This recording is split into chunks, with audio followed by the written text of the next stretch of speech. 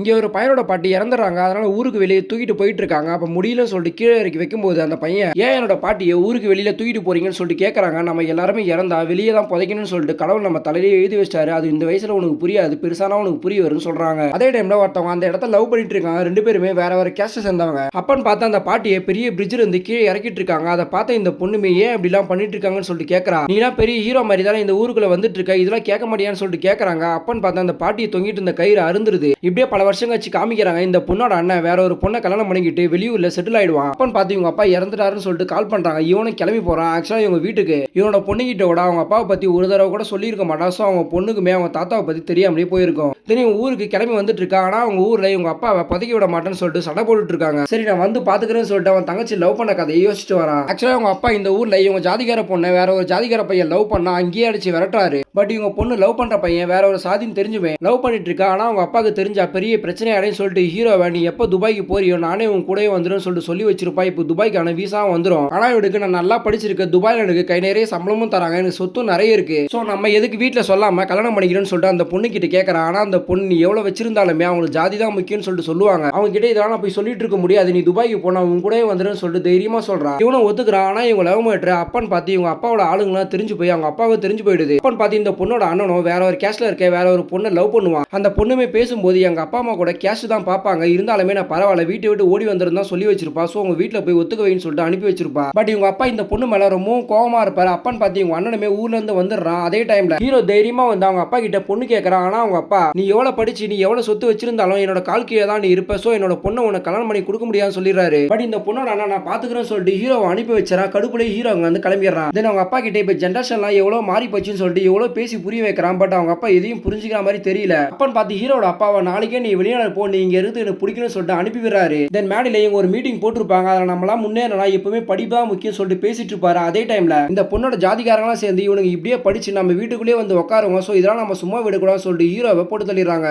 அடுத்த நாள் இந்த பொண்ணோட அண்ணனுக்கு இந்த விஷயம் தெரிஞ்சது. நம்மளுக்கும் இதே மாதிரி தான் பிரச்சனை. ஸோ நம்மளுக்கு லவ்வே தேவையில்லைன்னு சொல்லிட்டு அவன் லவ் பண்ற பொண்ணு கால் பண்ணுவான். ஆனா இவன் கால் எடுக்காம கட் பண்ணி விட்டுறான்.